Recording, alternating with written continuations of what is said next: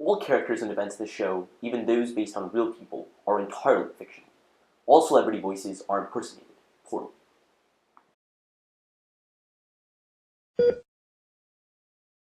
Traptions are pushing up! I can't help but feel this is my fault. What's happening? Contraptions! Don't worry, honey. It'll be A-okay.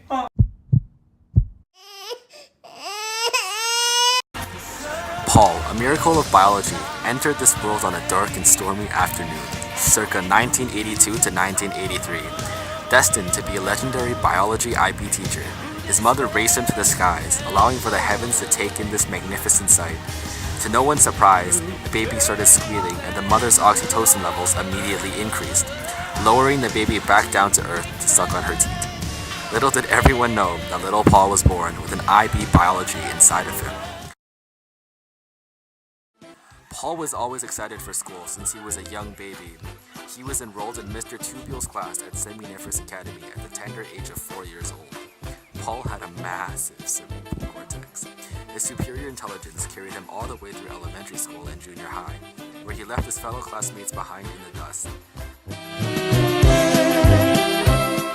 The other students begged for mercy as Paul continuously aced each test. It seemed as if no biology concept could ever be a challenge for him, with good old IB biology being a part of who he was. When high school rolled around, Paul, now a handsome hunk of a teen, immediately signed up for the notorious IB program, infamous for sending teens to their early graves. Paul was not a regular IB student, however. He loved IB with a burning passion, seeing that it was always a part of who he was. Now, after a grueling 1.5-year-long biology SL course, Paul successfully finished his IB exams.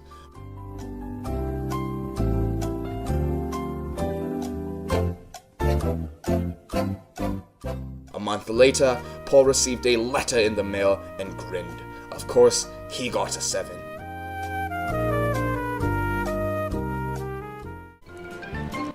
But alas, all good things must come to an end. With lysosomes in his eyes, Paul was unfairly split of his beloved biology IB. Thinking that it might be the last time he was whole again, he had to become his own self. Even though there was still a year left in high school, Paul couldn't help but feel empty inside from his differentiation from the IB. Longing for the divide between cool kids and not so cool kids. The lifeless mesocosms, the unsuccessful lipase experiment, and that one time they had to draw the male reproductive system on a quiz. Even thinking about these fond memories hurt Paul internally. It felt as if his coronary arteries were clogged. Life felt over for Paul. He got through it with the loving support of his parents. Couldn't have done it without their continuous love and nourishment. Still feeling unsure about his future, a thought suddenly hit him. He could become one with the IB again, but instead of portraying the student role, Paul would become a biology IB teacher. In order to do this, he would have to take a biology major in university. Psychology sounds fun, Paul thought, and off he went, determined to obtain that grain.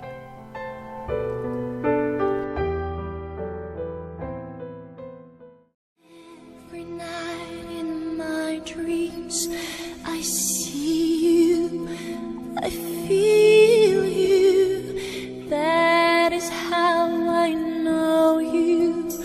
Go on.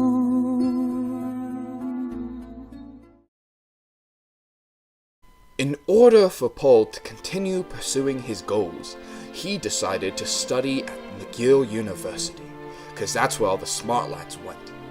There, he stayed until he slowly developed into a mature young man, capable of venturing out into the dangerous world by himself.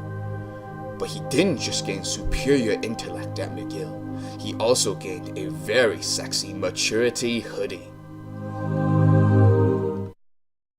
But of course, you cannot expect one to venture out into the cruel world without a car. Paul took his trusty Honda Civic and happily drove it over to the University of Montreal.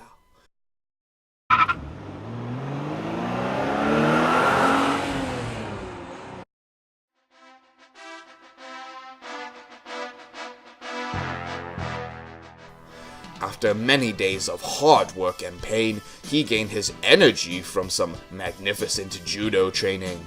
His trainer put him through the works as his fitness level skyrocketed. He also learned some brutal education skills to prepare for the contracting difficulties of the world of teaching.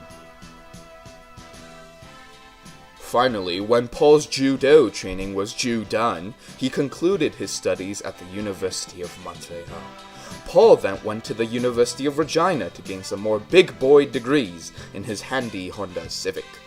After all, in order to teach IB, you'll need some basic knowledge. And where better to get basic knowledge than the most basic place in all of Canada, Saskatchewan. Thus, Paul absolutely destroyed his fellow students and used his previously learnt IB skills to crush them. Without even knowing it, Paul's other half had been there all along. His name was Dean, and he was about 30 times larger than Paul. Dean's desire to also be one with the IB program brought him to the same place as Paul only a few years earlier, thanks to a special letter from Her Majesty Queen Elizabeth II. Dean became a biology IB teacher, and to him, that was his dream job. However, as time passed, Dean couldn't find but help but feel alone.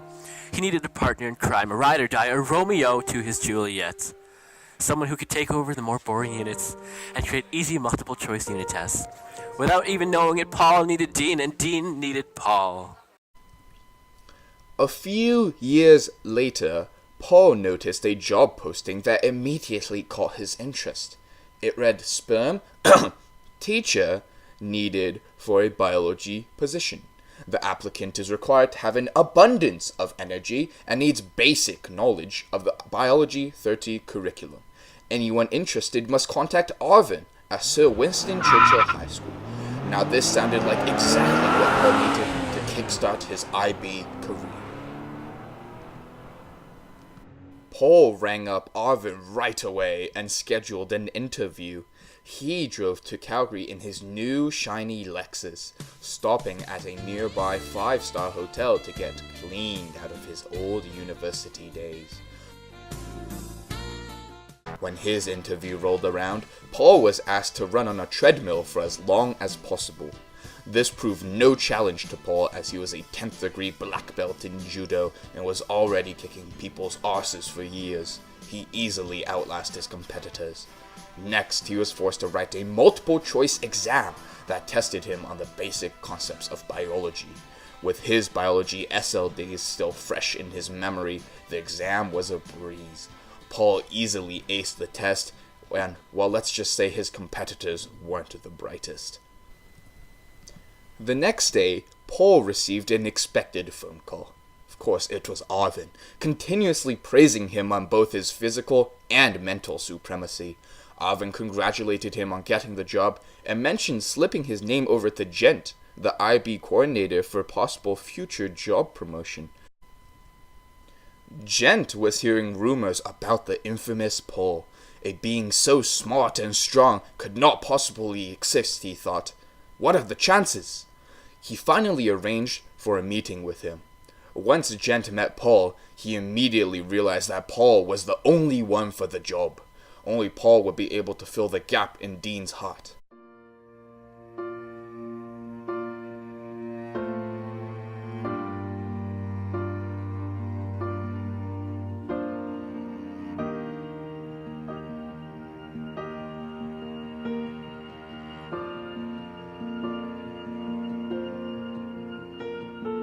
Heart beats fast, colors and promises. How to be brave? How can I love when I'm afraid to fall?